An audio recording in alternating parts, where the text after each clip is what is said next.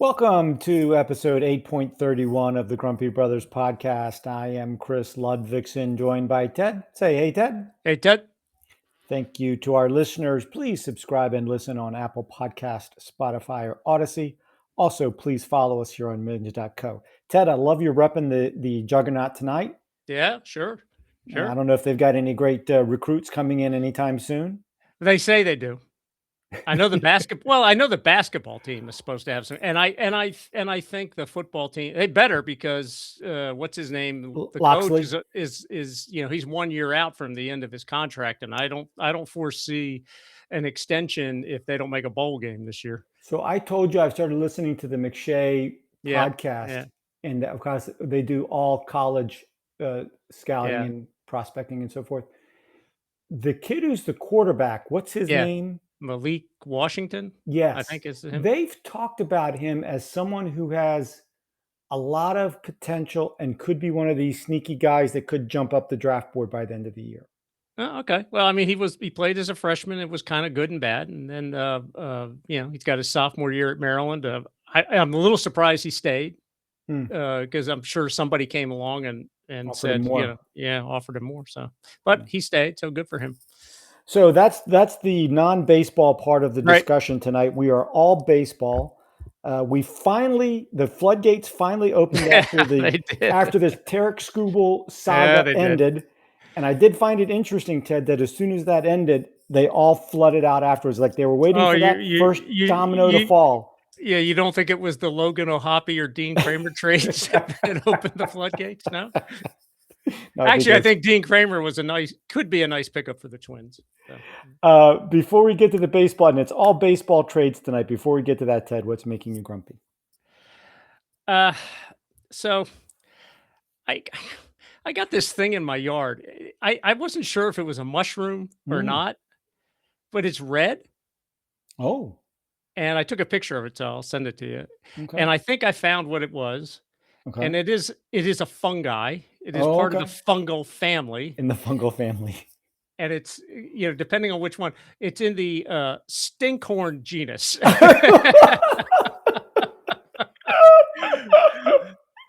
So tomorrow at some point, because it's nice and wet right now, I think tomorrow at some point I will be out there with my mushroom removal equipment and bagging that bad boy up. And speaking of which, Del Boca Vista North, again, because it's been so wet, we've been getting our share of mushroom. Yeah. What tool do you use? I go out there with just a little hand spade, and I don't think I get all the way deep enough. It's hard. Yeah, there's that, and then there's the old-fashioned like weed puller things that are that one's pretty good.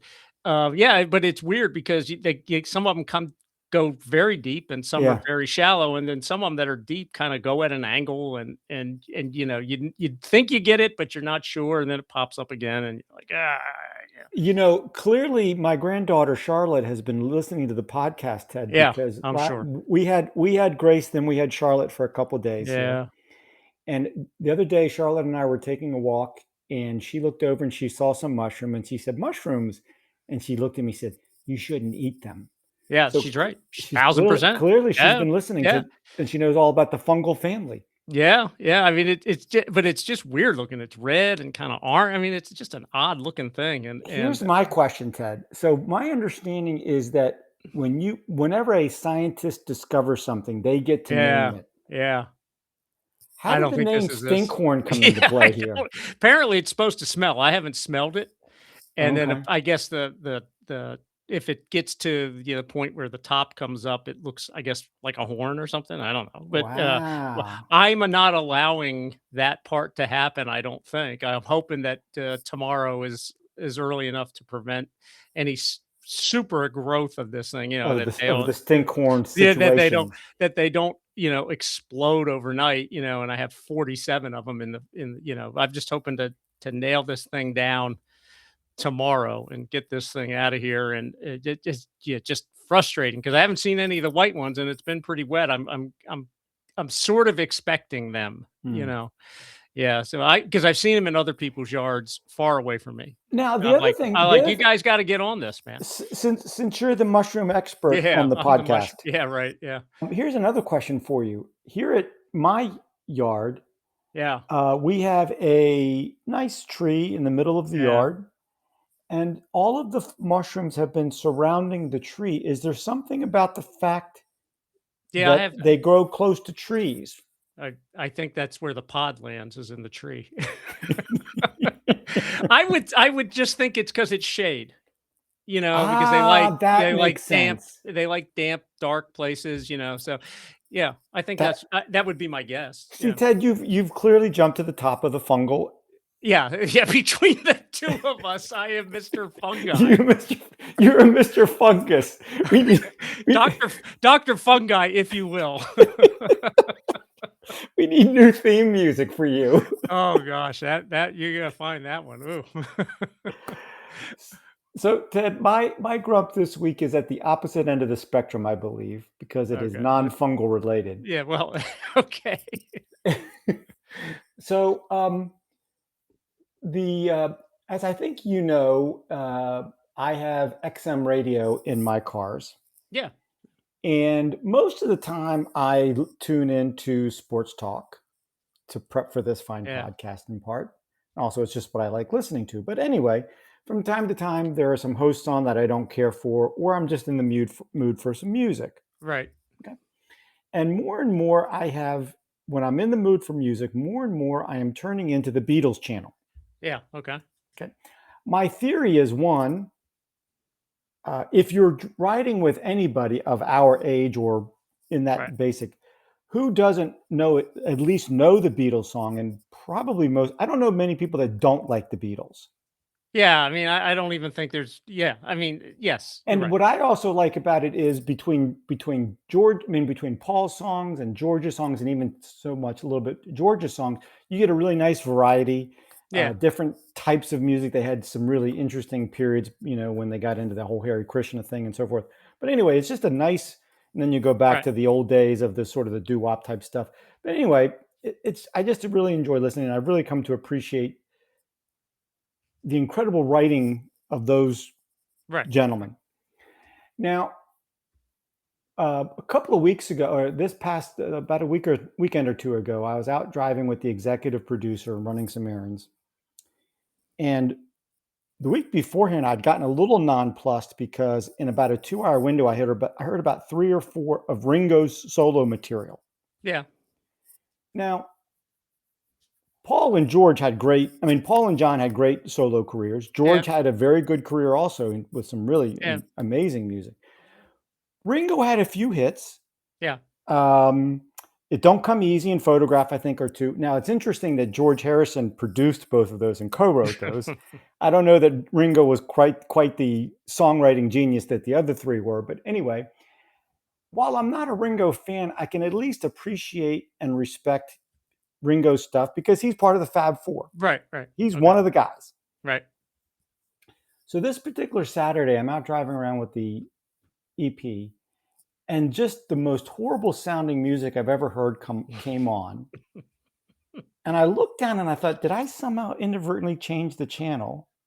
Yeah, And I looked down at the screen and then I realized what it was. It was a Yoko Ono song. yeah, brutal. Yeah. That's where I was going with that. Yeah, I was thinking about that. Yeah. Now, here's my comment, Ted. Who wants to listen to Yoko No, Ono other than John and maybe Sean and Julian? Maybe. no, man, no, no. The rest of us don't. And here's the worst part. I remember listening to a Paul McCartney interview with Howard Stern, and he said, "What caused the Beatles to break up?" And he said, "Oh, it was Yoko." Right, sure. Yeah. So you have a Beatles channel, and you put awful No, music on from the person nobody wants to listen to, of no. the person who's responsible for breaking up probably the greatest rock band in the history of rock music. I mean, they were probably, on their way to separation, but she kicked it over the edge probably a little earlier. But no, she's not a musician. You can't put that. That's like you and me banging on the on trash cans and putting it on, and and classic rock singing. or something. Yeah, and singing and putting it on, the Bruce Springsteen channel or some nonsense. No, no, that can't happen. It hurt. It hurt my ears, Ted. I don't know who made that decision, but they should have their record selection revoked, privileges revoked now. I agree 1,000%. All right, great minds think alike. Here we go, Ted. You ready? Yeah.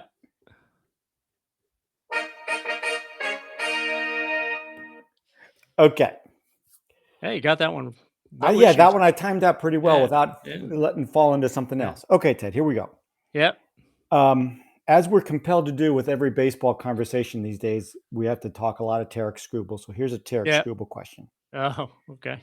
Tarek Skubal is the second pitcher in Major League Baseball history to Okay. be traded in the season following his second of back-to-back Cy Young awards. Oh, okay. Okay. Yeah. In February of 1999, the other player that fits that profile was traded. Who was that other pitcher? Pedro Martinez. Oh, no, negative. Randy Johnson. No. No? Who was it? I don't know. Roger Oh, Clemens. really? Oh, when he went to the Yankees? Yes. Okay. So, Ted, in 1997, at ages 34 and 35, yeah, and maybe finding the magic of steroids, just maybe. Yeah, seems to be some indication to that. Yeah. Okay, here is 2 years in Toronto, Ted. Yeah. 67 starts, combined 41 and 13, 2.33 ERA, going 7.4 innings per start. That's pretty good. That's pretty good. And if you know what the reason he got to Toronto was because he wasn't doing that in Boston. That's why I think he found the magic of steroids while he was in Toronto. Yeah. It's possible. It's possible. By the way, I told you I had something, and it's a pitching question. So, oh, hold on. Before you do that, let me give you the 24-25 statistics for Skubal by comparison to show you. We consider Skubal a dominant starting pitcher in the current era. Listen, so Clemens, 67 starts, 41-13, 2.33, 7.4 innings per start. Here's Skubal, 62 starts, 31 and 10, 2.3 ERA, and 6.2 innings per start. That's not bad. That's not bad, but in 25 years, we've gone from in 2 years 67 starts to 62 starts, 41 wins to 31 wins, and the most important thing to me is the 7.4 to 6.2. Yeah, the innings pitched is but comparatively, he's a workhorse. You know, yes, 100%, 100%. So here, speaking of workhorses, here you go. Yeah. John Smoltz, Tom Glavine, Greg Maddux, and Pedro Martinez combined to strike out over 12,000 hitters in their lifetime. The four of them faced Tony Gwynn 330 times. How many of those 12,000 strikeouts did Tony Gwynn account for? And I'm gonna give you a clue. It's less than the total of fingers and toes that you have. Hold on. How many total at bats? 330.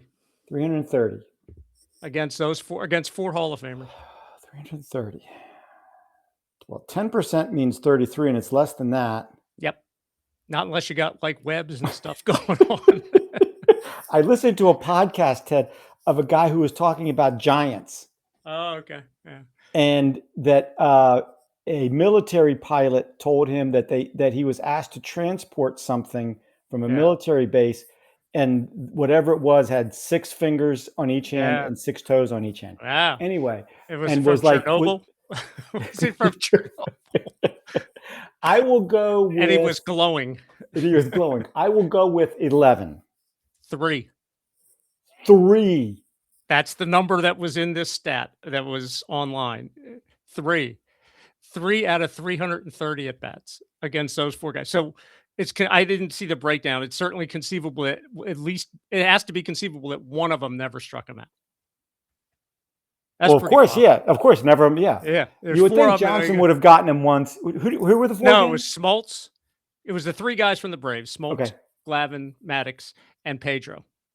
Yeah, I would have. I think either Smoltz or I would have thought either Smoltz or just on a pure fastball situation. Yeah, I think Maddux might never have got him. I don't know. I mean, because they did that special on Maddox on ESPN or the Baseball Network or someplace, and he kind of was like Tony Gwynn.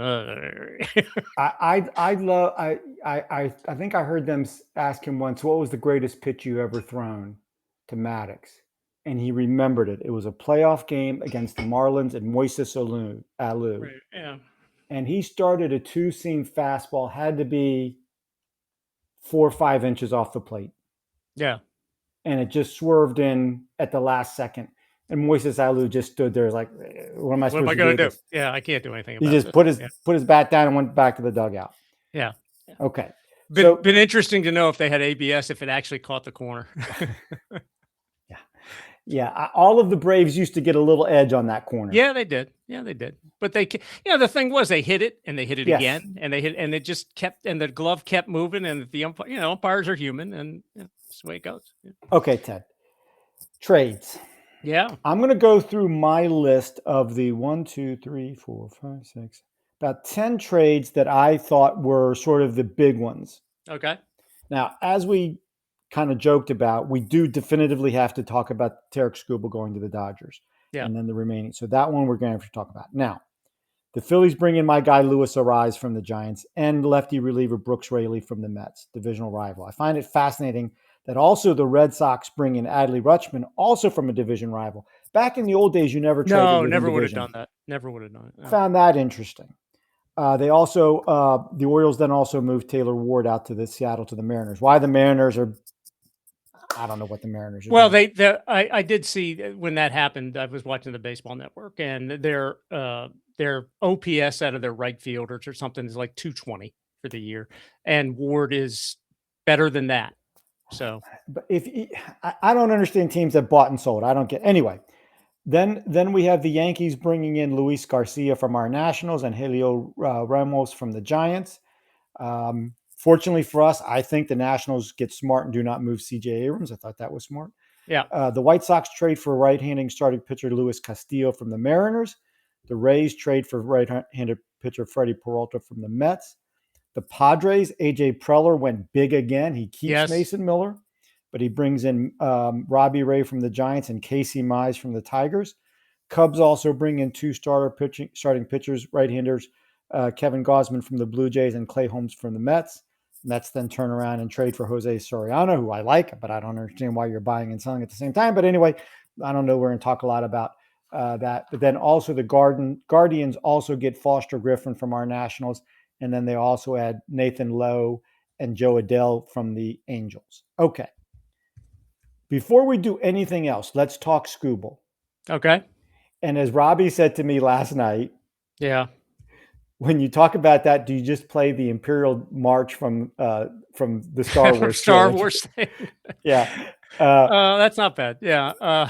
My comment was they traded him to Darth Vader and the Empire. And let me just ask this question before we talk about the actual trade. Do you want me to go into my rant now about how terrible this just further solidifies my position on how dysfunctional baseball is from a contractual standpoint? You can, after I make a small correction. Jose Soriano, that's why my screen disappeared for a second. He went to Toronto.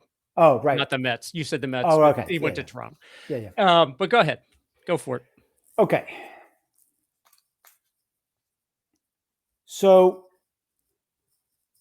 on one hand, I've heard Steve Phillips is on the Mad Dog radio show. Yeah. And he knows more about baseball moves than I ever will. So I value, and he's very smart. And his comment, and I've heard this from a lot of other people, is that the Dodgers run their organization so well that they have great pieces to move. Right. That's right. And that might be true. Yep. But Ted, they bring in the two-time Cy Young winner to a two-time defending World Series champion, probably largely because their $70 million a year player, Shohei, probably can't pitch anymore. That's right. You're already $200 million over the threshold. Right. But you can afford to bring in a $33 million a year guy from the Tigers. Yeah. My guy Colin Coward says, oh, well, the Brewers now have the best record in baseball. Okay. Yeah. Yeah, because Dodgers have lost 5 or 6 in a row. Right. Yeah. But how is this is not right. Why? Because everybody, this is not a, they didn't sign him. This is a trade. Everybody had a chance to make this trade. No, but my point is the Tigers picked the Tigers picked they could pick anybody. They thought the Dodgers was the best offer. no. That's not my point. And I don't have a problem. I don't have a problem with the Dodgers, and I don't have a problem with the Tigers. What I have a problem with is if the tax threshold is some type of meaningful impediment to teams overspending, Yeah, or somehow supposed to even out the playing field, it's a joke. yeah. Well, it is a joke, particularly for the Dodgers, but they're not paying him $33 million. They're paying him 11 because the season's 2/3. But they're already $200 million over the threshold. So what's 11 more? They're not going to fine him anymore, or they're not. The tax isn't going to be that much more. They can afford it. They made an offer. How many teams do you think made an offer for Skubal? I'd guess probably at 5 or 6. Okay, so the Tigers got 5 or 6, maybe 7, maybe 8, who knows? Offers for Skubal, and they chose that one. Yeah, I'm okay with that. Like I say, I'm okay with the Dodgers. So you don't want the Dodgers to bid, to make a trade No, offer? no, I want this to further prove that the baseball financial system is ridiculously. It's broken. Yeah. Okay. Yeah. That's my biggest But thing. this is not the, a lot of people are going, oh, the Dodgers. Every 29 other teams could have submitted proposals. He's only costing about 11 million at this point. So anybody should have been able to pay for him. Yeah. And like Ted, I don't have a problem in the world with what the Dodgers are doing. Well, you do. No, I want the owners and the commissioner to grow a big set of what this offseason and say, we will not play baseball again until there is a reasonable salary cap in place. We will not do it. Well, there are reports that some of the owners are preparing for no baseball in 2027. Good. It's the best thing for the long-term success of the sport. I'm off my soapbox now. Let's talk about the actual trade. The actual trade is, to me, aside from River Ryan, I've heard of. The other two, I don't know. The outfielder is the big. Yeah, we'll find out if they can play or not. That'll be 3 years down the road. The only thing that could bother me about this is because apparently Skubal wants to play for the Dodgers After this season. He wants to stay there. I think that's his preferred destination. Okay. Do he and the Dodgers, he can be a free agent, but right now he's a Dodger. Could he sign, a Shohei type contract where he gets $2 million in the bunch and the rest is deferred and he's $2 million for the next 5 years? That's the concern to me, is if they do that, then you're like, oh, well, that's really bad, but the trade doesn't bother me because, they lost his start. They've lost 5 in a row. They were losing this afternoon when they were playing. I still think they're the odds-on favorite to go to the World Series. But, even last year, they were a spike mark, a cleat length away from losing. So it's not a done deal. I mean, I was looking at you look at their position player roster, aside from Pages and now rushing because he has to play. But if Will Smith was back, behind home plate, aside from Pages, the rest of them are 30 plus, and subject to slumps and injury. Ted, we've talked about Mookie. He's having his second year in a row. They dropped him down to 6. He's hitting 6 today. Kyle Tucker hit a home run last night, but he's still, not exactly tearing it up. No. From what I understand, Shohei's only hit 2 home runs since the All-Star break. He hit 1 today. He did. Okay. Okay. On a scale of 1 to 10, if you're a Dodgers fan, you're a Dodgers fanatic. You live and die with the Dodgers. You bleed Dodger blue, as our great father used to say. 1 is, I'm not concerned at all they're going to win the World Series. 10 is they're not going to win a playoff series. How concerned are you about what you see at this point in the season that they will not make the World Series? 3. I mean, yeah. Look, Glasnow's on on a rehab assignment. I think Snell is too, or he's getting close.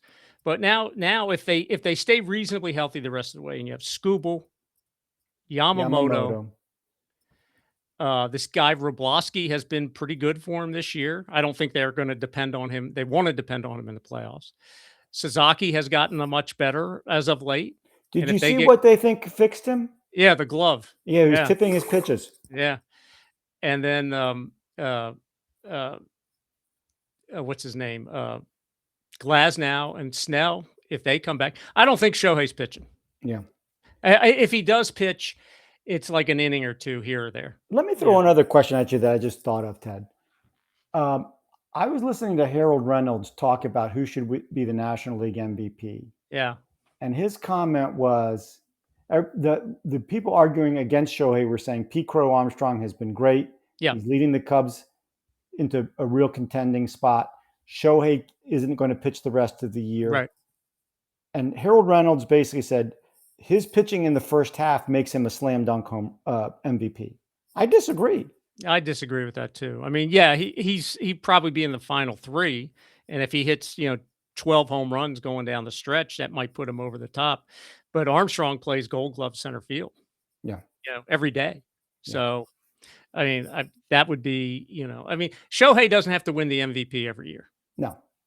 Yeah. He's not Michael Jordan. And even Michael Jordan didn't win it. Right. That's right. Yeah. Okay, Ted. So let me ask you this question. And let me ask it this way. Do you think I missed any major trade in my quick review? Did I miss anything that you think was significant? And if not, do you want to go straight to teams or specific trades that you found interesting or you think that are going to be majorly impactful?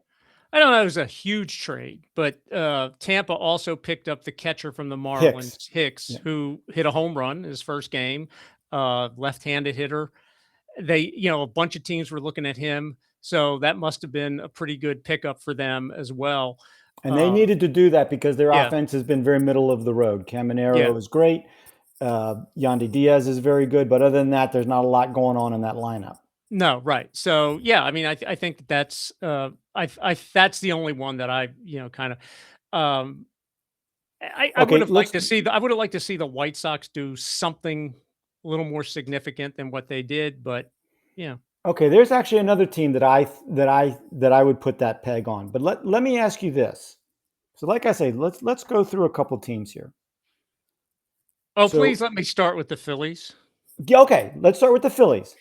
Jeff and I in his Facebook day, he's laid up with an injury and a little surgery, or more than a little surgery, but we hope he gets a lot better. Yes, feel better soon, Jeff. Thank you so much. He was well enough to really dislike the Arraez trade, and like most people, he wanted a right-handed bat for the outfield, which is what they kind of really need. Right. He wanted a starting pitcher and he wanted another relief guy. Well, they got the relief guy. They got 2 because they picked up one with Arraez.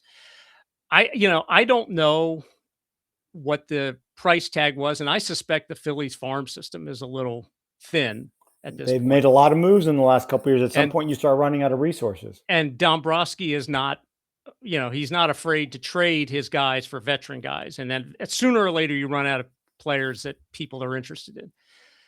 But Arraez, I think, is offensively he's going to be a help because he puts the bat on the ball. He's on base. He doesn't strike out so much. And that offense, it's not quite to the slow pitch softball level of the Yankees. No, it's not. But in the playoffs, they do get very home run dependent, and their offense can get very stagnant. Yeah. In the same way that the Yankees does against good pitching. And I love having a guy who puts the ball in play. The only negative about him offensively is that he's left-handed. They were really looking for a right. I mean, Joe Adele seemed to fit the bill, and why, how he didn't end up with them, I guess, is maybe they didn't have the prospects that the Angels wanted. That would be my guess.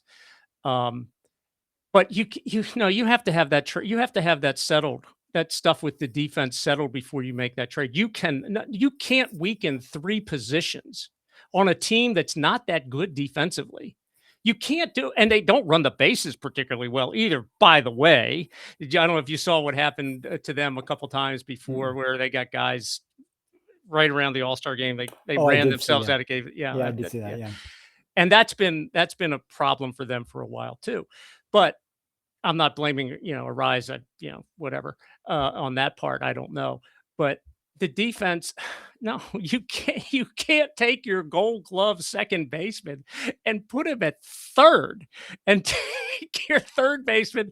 And although Bohm has played first, I'm not sure that's the move you want to make. And then take your, prime slugger who hasn't played the outfield in a couple of years, had elbow surgery, and stick him back in right field. If you're the other team, any team, 2-hop base hit to Harper, there's a guy on first base who can run some. Is he trying for third? He has to. Yeah. He has to. Until you see whether Harper can throw the ball. Is he, and if he can, is he back to, hey mom, here's the ball, and air mails everybody and throws it into the third base dugout or whatever. So you have to, and again, he's been at first base for a couple years. There are times when guys go to the outfield who haven't been out there in a while, and what happens to them? They pop a hamstring, they strain their calf, So, I mean, I think that should have all been settled. Turner should have been, okay, Turner's says he's not going to move. Fine. Luis, we have a chance to be on a good team with a chance to go to the playoffs.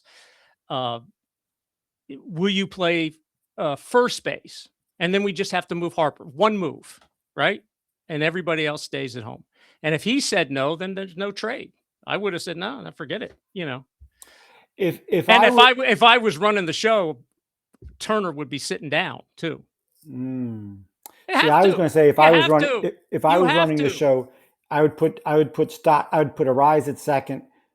Start at short and move Turner to the outfield where he played for the Nationals for a while. That was the plan.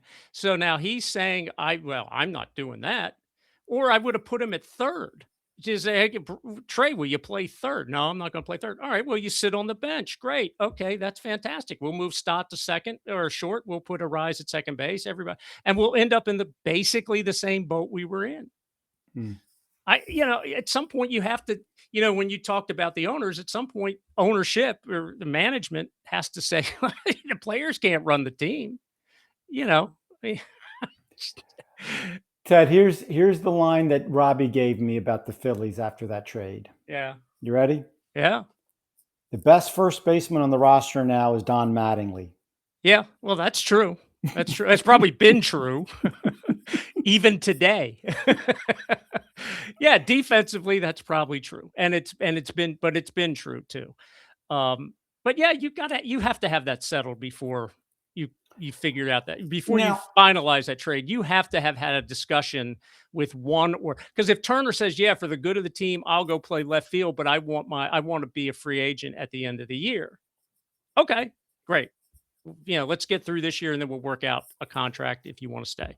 Okay, now, Ted, in the same way that I think we agree that we like Ariza as a player, but we don't like the mat or the fit. No. The next one that is the next bad fit is adding Luis Garcia to the Yankees. Yeah.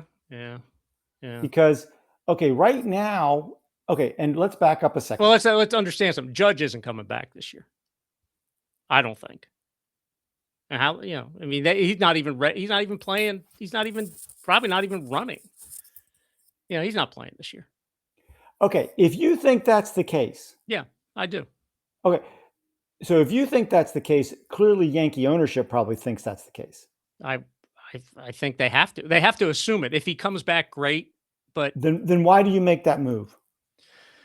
Well, this goes back to the conversation that we had previously about making trades, which is if you don't think you can win the World Series, Now I understand the Yankees have this whole thing of where the Yankees we always go Right, for. right. We have to go for it. But if your medical staff is saying there's a 10% chance of him playing, a 90% chance that he doesn't, right. Then I say to my fans, I'm sorry, we're not going to give away any prospects. I would have gone for Ramos. I would have made the trade for Ramos. I don't know that I would have made the trade for Garcia. The only thing I can say about Garcia is right now with Stanton also out, and who knows when although I think he's on a rehab. I'm not sure. I heard the other day that he was trying to work out and they shut him down because he was having cramping, and Boone was said, well, Okay. it's just cramping, so he'll be okay. Okay. Yeah. Well, great. But then they can DH him for now, right? Or when we talked about this a couple weeks ago, he's versatile. He can play other positions. Who are we talking about? Garcia. Yeah, he could play third if you need him. He's not going to be better than McMahon, but he can hit, so the other thing is Rice can catch. I don't think they want him to do it every day, but he can catch, and Garcia can play first base. They can use the DH opening right now. So I don't think it's the worst trade in the world, but if I'm with you, if the decision on Judge is he's not coming back, or it's very unlikely he's coming back, I understand going to get Ramos because you need one other guy. But yeah, I wouldn't have made 2 trades and given away that many prospects to do that. Now, because I don't think Garcia I think Garcia and Ramos together don't put them over the top. No. Yeah. It seems unlikely. It seems unlikely, even though they have good starting pitching. Okay, let's do one other thing before we. And by the way, Ted, I see now that the latest of the next great Yankee superstar has made his debut in George Lombard Jr. Yeah. So he actually hit a home run last night, which is great. But I'm after the Jason Dominguez situation and the Spencer Jones situation, I just starting to wonder if none of these guys are the next Mantle and DiMaggio, and maybe just because they're on the Yankees, they're supposed to be the next superstar. And well, Jones has hit a couple home runs since he's come up, so he's looking a little better. Dominguez probably needs to go. He just probably needs a new home. See, if they had somehow managed to secure Abrams, maybe he could have gone in something like that. And did you see they moved Volpe down to the minors? Yeah. Okay.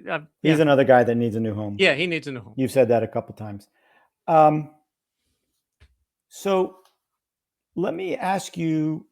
So we've talked about the Yankees. Let's talk about the Rays bringing in Freddie Peralta. Yeah. You start to wonder if this is a situation where New York just didn't feel like home to him. Right. Yeah. And it'll be interesting to see if because the stats are night and day. Yeah. 8 seasons in Milwaukee, 70-42, 3.59 ERA. Not Scooble-like, he's not that level. He's a great number 2. He's not a number 1. Yeah. 1.13 WHIP, nothing wrong with that. This year with the Mets, 5-9, 4.9 ERA, 1.48 WHIP. I'm reading that there's been issues between Lindor and Soto from an interpersonal standpoint. It sounds like that thing was just a combustible mess, and maybe going to Tampa may feel a little bit more like Milwaukee and a little bit more comfortable to him. Yeah. Are you confident that the Rays, well, one, do you like the move for the Rays, and how confident are you that they'll get something closer to the Brewers Peralta instead of the Mets Peralta? Well, who knows? I mean, if this is a mechanical issue, does he have a bad, he's fighting some injury, but assuming that none of those things are the case, I think that he was getting a little better. He'd had a couple of decent starts. So I think he's getting a little better. I think, like you said, he'd probably be happy to not be in New York and be in contention. So I think it's I think it was a good idea for the Rays to go get him. Because also McClanahan went out again with another back issue. So who knows how long he'll be out. So yeah, I think that was a move worth making. Yeah. All right, now the Red Sox go and get Adley Rutschman. Yeah. You're Sully from Southie. How excited are you about Adley Rutschman joining the Brits? Well, first of all, he's still on the disabled list. So that's the first part. The second part is they gave up a lot for him, or a lot of with it like 5 guys, 4 guys, something like so that. I was listening to Steve Phillips with Mad Dog yesterday, and this exact topic came up. And basically, what Phillips said is that I'm trying to remember the general manager's name now; it's eluding me in Boston. But anyway, his philosophy is he identifies his guy, and if he has to overpay, he overpays, but he gets his guy. Okay. All right. Well, and that the consensus is that the Red Sox definitely overpaid for Adley Rutschman. Hey, I love catchers. Yeah, right. And Adley Rutschman seems like a great guy who had an enormous amount of potential. I'm starting to see a Joe Mauer situation in that as a catcher, as you've often said, you have a limited window of being a really elite offensive player. And I think for Adley Rutschman, that window is closed. I think he's an average offensive player who's a good receiver and decent thrower, but not worth. I don't think he's going to make the Red Sox a significantly better team. I wonder, I think from a playing standpoint, if he doesn't hit, if his offense doesn't get significantly better, all of that's true. But I wonder if, because so many people in the Orioles were so upset about this. Is this are they kind of looking for not quite the same personality, but as Jason Varitek situation, where he's the leadership in the clubhouse is almost more important than what he puts on the field. If he's a good catcher and he hits enough to be dangerous, but it's his leadership and intelligence, on the field that maybe that's what they're looking at. And they're evaluating that as putting him, we'll overlook some of his offensive, because he could still get better. He had a lot of hand and wrist injuries. Maybe they heal. He was a little bit better earlier this year. Maybe they start to heal, particularly if there's a long lockout. He may heal up even better. But I think it's just kind of a Jason Varitek type deal that they're looking for leadership like they had with Varitek. All right. So you mentioned that you did not like what the White Sox did.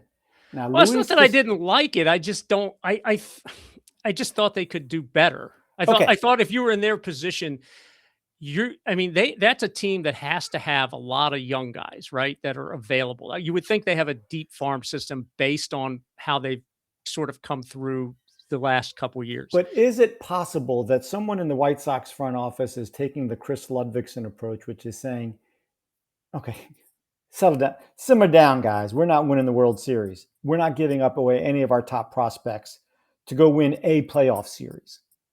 Well, what if they had got Skubal? Where are they then? Because there's also the thing, they're so young that they don't know they're not supposed to win. And if they had given, and maybe they made an offer and the Tigers didn't want to do it, but what if they could have gotten Skubal or Robbie Ray? That's what I'm not. Luis Castillo's fine. He's okay. He's kind of gone down the last couple of years. Maybe moving over here will, bring him back to what he was when he was with the Reds and first in Seattle. But Robbie Ray and Skubal, though, go get the big horse at the front of the rotation. That would have been, and maybe they tried and they didn't succeed. But especially as rentals. Let me wrap up the American League, because then I'm going to go to a couple of National League teams. But let me wrap up the American League with this question. I forgot to look at it, but I'm 99% certain that the Rays still have the best record in the American League. Yeah, that's true. Yeah. The best team in the last, 2.5 months has been the Red Sox. No question. Right. Who is the front runner in the American League right now? That's a really good question. I think it's the Red Sox. Could be. Yeah. The Red Sox. Let me ask it this way. So if Judge doesn't come back, I think we agree that the Yankees are a long shot at best. Yes. Okay.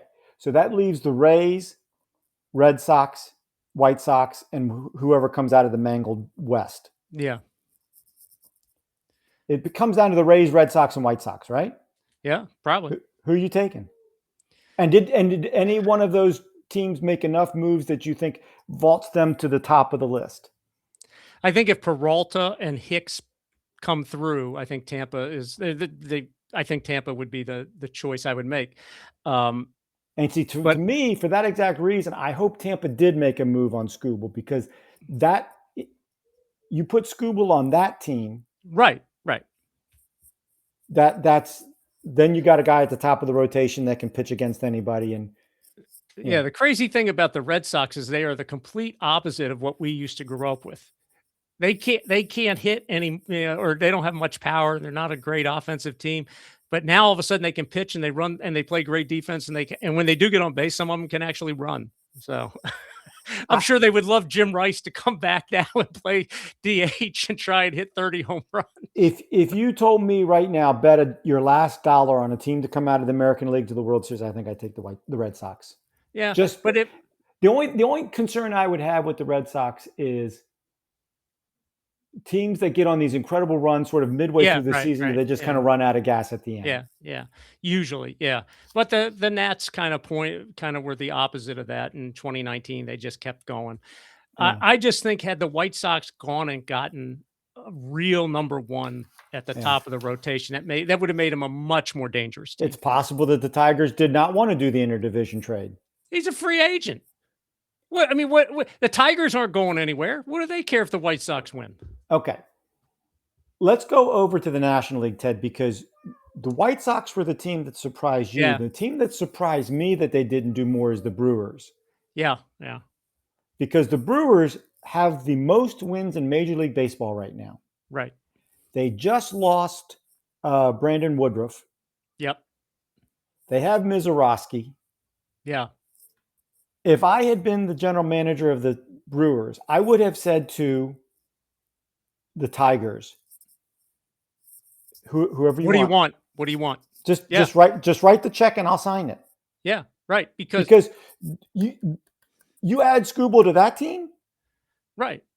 Yeah, and he's not. You don't have to pay him next year. He's not going to be there next year. You already know that. I'm not a fan. I'm not a fan of emptying out the farm system unless you have a real chance to win the World Series. And with the Dodgers sliding and the Brewers playing the way that they're playing, you put Skubal and Mizorowski at the front of a series of pitching rotation at a series. Most series they're going to be up 2-0. Yeah, and here's the other thing.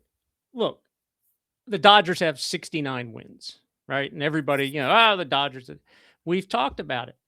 The Dodgers are old. The position players are old, or older, and are prone to slumping and inconsistency and injury and wearing down. Yeah, and I mean, they sort of just snuck through it last year. There's no guarantee that they're going to, they're a team full of guys that we all know, superstars. They've given them big contracts and everything like that, but that doesn't mean they're still the best players anymore. And Milwaukee has if I was Milwaukee, I would have been. And if the Dodgers once the Dodgers got Skubal, man, I would have been on the phone with the Giants. What do you want for Robbie Ray? Yeah, I mean, come on. What do you? I give you whatever. Just give me Robbie Ray. Because again, he's not going to be there next year. You only have to pay him for the rest of this year. Milwaukee has plenty of money for that. Okay, now let's talk about the Padres, and they've made a nice little run. I forgot to look at their. They are 1 or 2 games out of the last wild card spot right now. I really like their 2 moves. Yeah. Love them. Because they're going for it. Thank you. And they kept Mason Miller. Yeah. I don't know. Ted, when you hear things like C.J. Abrams and Mason Miller, you almost wonder if that is being leaked by the teams thinking about trading them or the teams that want to trade for them. And they're somehow trying to convince the general managers that everybody else is saying they're going to be traded. So go ahead and trade them. Maybe that's what it is. That might be, yeah. Or members of the media who want something to talk about. Yeah. All right. Let me ask it this way, Ted. Yeah. Dodgers are still the front runners. Yeah, sure. But it wouldn't. I would assume it would not shock you if the Brewers are playing in the World Series. No, shock. No, it's maybe a little bit of a surprise because if the Dodgers go in reasonably healthy, you would expect that they're probably good. Look, like they did last year against the Brewers, if the four horsemen of the apocalypse show up and they've got the fifth one this year, Yeah. I don't know if there's a fifth one, Yeah. but he's there. They can substitute him in and out. But if they show up and pitch like that, nobody's beating them, right? Yeah. It doesn't matter who they're playing. But all right, let me ask this question. Yeah. With those two trades, do the Padres jump into the third position as a World Series favorite in the National Well, they have League? to get in. They're not in yet. I okay, mean, but that's my question, Ted. Okay. Yeah. If I said to you right now, who do you think has a better chance of making the World Series, the Phillies or the Padres? They're both disappointing on offense. I'm not. I mean, the Phillies starting three is pretty good. The first three starters, and they have a guy at the end too that's pretty good. So, and they've got the experience of getting there. That's a pretty good question. That's a pretty good coin flip. I think I would give the Phillies a nod just on experience. But isn't it interesting that it is a good discussion when the Padres aren't even in the playoffs? In the playoff, yeah. They're technically still out of it. Although the Phillies, they may replace the Phillies. If the Phillies don't straighten up, they may fall out of it altogether. The thing about the Padres is their offense has been so bad Machado's finally over 200.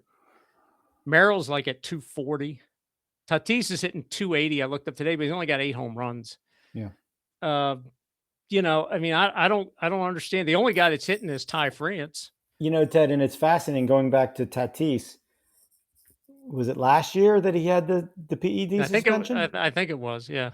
Yeah. So is it possible? Is it possible that there was something going on there that was leading to those getting in through his hair? Wasn't it a hair thing, hair treatment or something? Yeah, it's possible that he was on something. Sure, of course. Yeah, evidence seems to suggest that there may have been something going on.